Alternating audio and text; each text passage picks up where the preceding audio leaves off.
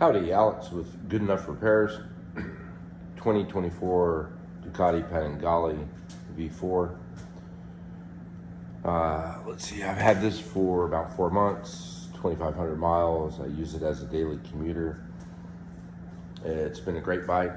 Happy with it so far. No issues, no real problems, nothing like that. Other than running over some nails or screws. Got 2 flats and had to get new tires after about 1,500 miles. Not very happy about that, kind of pricey. Rather than doing it myself, I just took it to the dealer and had them take care of it. I'm sure there are better ways to go, but overall, happy with stock tires, no real issues, and no problem when the tires went flat. Kind of stopped it right away. Not really a big deal. Wanted to go over some of the first things I noticed when I got the bike is how hot it was. I had done some research online. People were complaining about how hot it gets. They were burning their thighs and their calves, and the butt gets really hot. Yeah, pretty much. That's about the way it is. And most people will say, "Wow, right? Put on the right gear. Get the right gear." Well, you know what? I'm not going to ride in full leathers on my commute to work. Just not going to happen. I want to take a ride out and just kind of enjoy the weather and whatnot. I'm not going to hit the twisties real hard.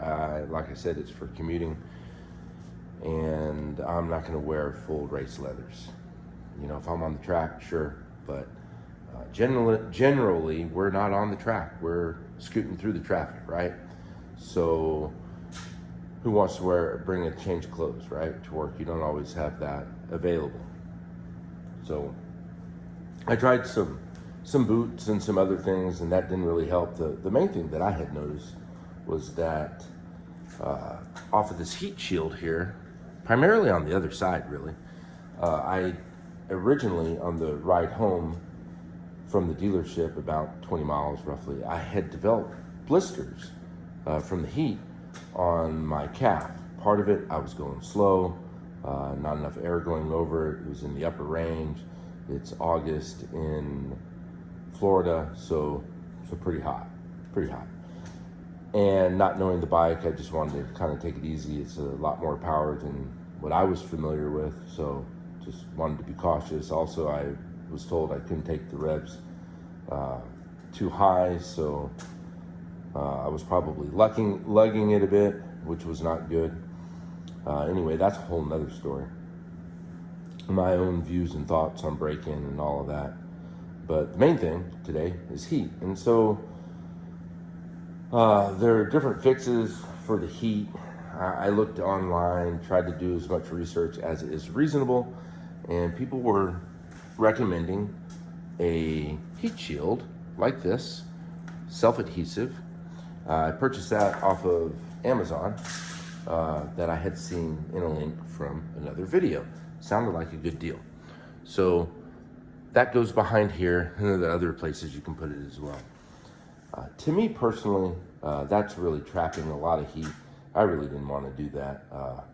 Want to make sure you have a good heat transfer from the pipe to the steel, which is picking up the heat, and you want to have the heat taken away from there. So I really didn't want to encase it anymore.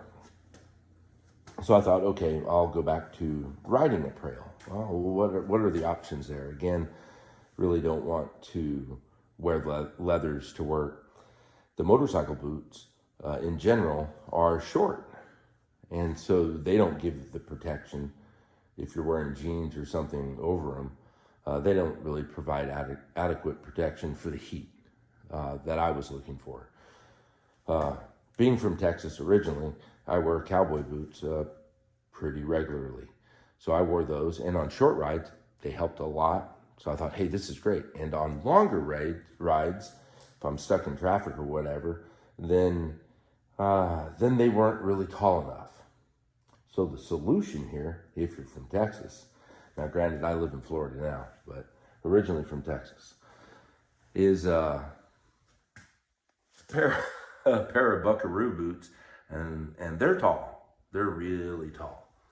and they're kind of snazzy looking, right? So I wear my pants over those. You can wear them however you want, whatever your taste is absolutely cool. And they've made a world of difference. So I wear those boots every day. They work good with dress pants and whatnot, come in different styles and whatnot.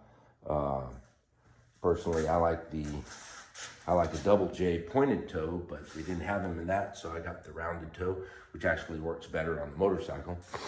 And I've had absolutely no problems. Take as long a ride as I want, 150, 200 miles, whatever it might be. No issues whatsoever. Stuck in traffic, sitting at a light, waiting for an accident to get cleared out of the way, no problems, all right? So that works really good for me. Just thought I'd put that out there as an option. Just some taller boots makes a big difference. And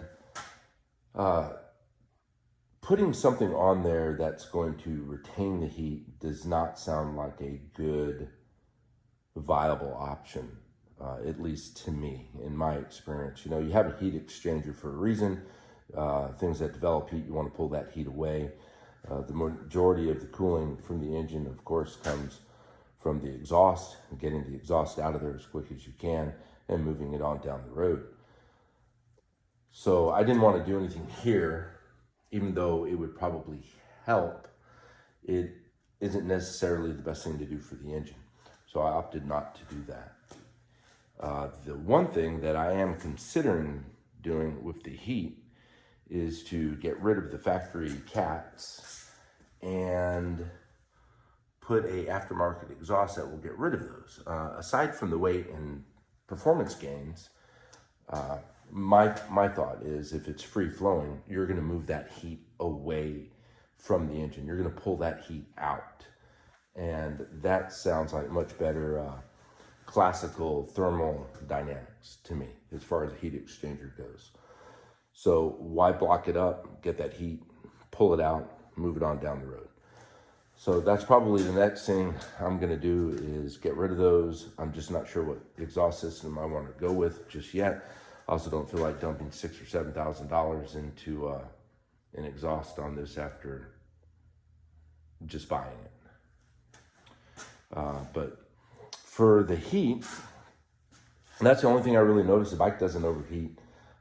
It gets up 1 bar shy of being too hot and no issues. I did notice when it is hot that, up to all the bars and the fans are just roaring away, that if I'm sitting there, once I get going, it cools down pretty quick. But if I don't get on the throttle a little bit and kind of clear it out, it will stumble a little bit. So it could be a fuel mapping issue, something along those lines.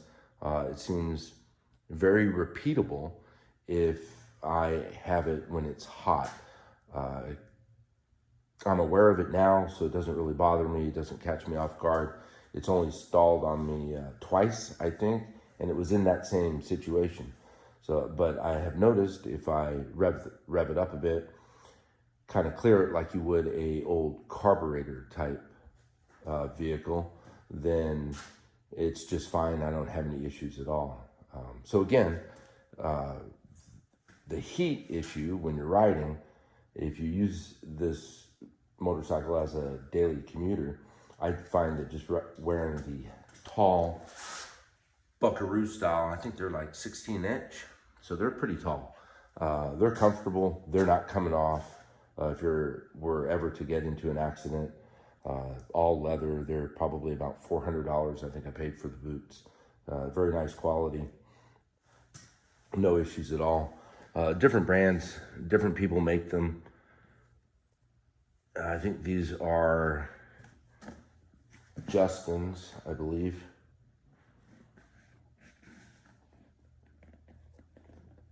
Oh, excuse me, Tony Lama.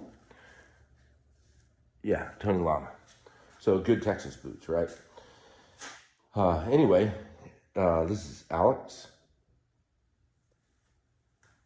And just wanted to let y'all know these are some of the options that are available. I would wear taller boots if you're going to use it as a daily commute and you have to go into work, right, where you can't change. Again, Alex with Good Enough Repairs. If you have any questions, comments, concerns, put them in the comments. If you have any other ideas that help with the heat, by all means, I'm all ears. I'm always open to new suggestions and try new things. That's how you learn, right? All right, have a good day. Thank you much.